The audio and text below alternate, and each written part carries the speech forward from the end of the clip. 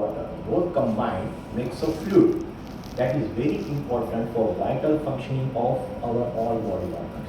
Now let's understand the importance of water. Now see this figure. When you are dealing with the fetus, 90% is water content of the body. As we grow older, the composition decreases from 80% to adulthood 60 to 65%, elderly 50 to 55%. Now when we are dealing with the pediatric age group, almost 70 to 80% of the body is composed of water. What does it mean? So suppose by any illness an adult uses 10% of water. So what's going to happen? Out of this 65% body, 10% body is 6% water loss. Only 6% water composition the person is going to use. But suppose the same 10% for a child, that becomes 8% of the body. So the impact of the same amount of water loss in pediatric age group is much profound than compared to adults. That's why dehydration affects children more than adults, and that's why we are more deaths, more hospital admission in pediatric age group. They are more sensitive. If you look at the body systems, majority of the body system composition is water. It's a very important part. Okay. And water is, because of that, water is important in functioning of many of the organ systems. They are all vital functions: brain function, heart pumping function, brain, then the blood, then again the kidney filtration. All depends on how good or what amount of water we have. Now let's look at what electrolytes. What are the electrolytes?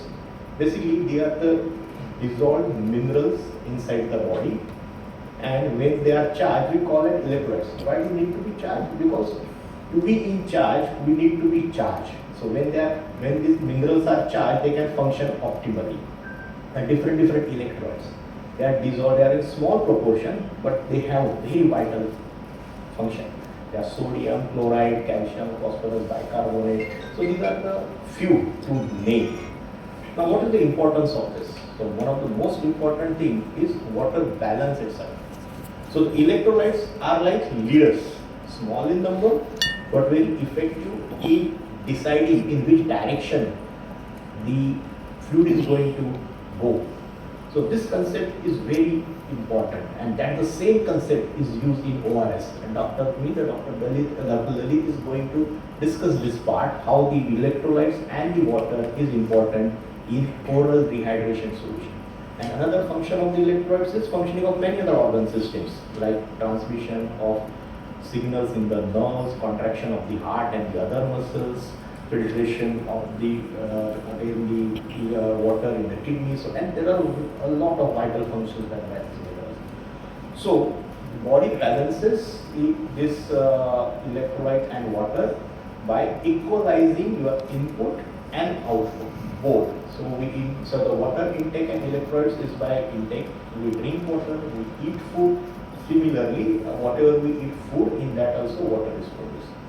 So, and the output is from urine, from the stools, from the skin, from the sweating, and also every breath we exhale, again some water vapors are lost in that. Okay. Now let's see what happens in dehydration. So as we just discussed, dehydration is loss of water and electrolytes both. So when the loss of water and electrolytes is more than the intake, then the body gets dehydrated. And when it is a severe dehydration, it can be a very serious problem. So what can be the cause? So definitely either your input is less, like the person or the child is not has a low water intake, is deprived of water, or lack of thirst. Like kids, they are going out playing and they are not drinking water, so they can get dehydrated. Or excess fluid loss, like in the illnesses like diarrhea, vomiting, excessive urination, many diseases can lead to, or excessive sweating due to heat and exercise. So to have a dehydration, one not fall ill. Without ill, even a healthy person can get dehydrated, depending on what situation, what are the environmental situations. अभी हम सब लोग अभी बाहर से आए हैं, हम know how much heat outside is, how much we sit. So spend 1 hour outside in Mumbai. you know how much we start drinking water, but we just drink the plain water. So in the state we are losing both water and electrolytes, but we are replenishing ourselves only with water. So again we are causing imbalance. When we eat, definitely the body will absorb more electrolytes from the food. Body has that basically small adjustments our system do make. That's why body is able to keep everything together in that. Now the severity of dehydration can be mild, can be moderate, and the severe. So the mild water, we all must have seen match is going on, we are looking at the final cricket match and our favorite batsman scoring well and suddenly hamstring cramps. It can cause match. Okay, so the muscle cramps is again very vital function for the athletes or the children who are probably competing. You see the marathon runners, they also get dehydrated because of the exhaustion. Okay, so these are important. These are the symptoms of mild. But when this severity becomes more, there can be a significant consequences. That can be a loss of blood pressure, rapid heart rate, sunken eyes, fever, the lethargy, confusion, even unconsciousness, shock, and even this can lead to death. So idea behind spreading awareness regarding the dehydration is we need to pick up the cases in the mild state. So the mothers and the children, they should be aware, okay, what are the signs of dehydration, how to prevent it. We need to tell this to, so who are the caretakers of the children?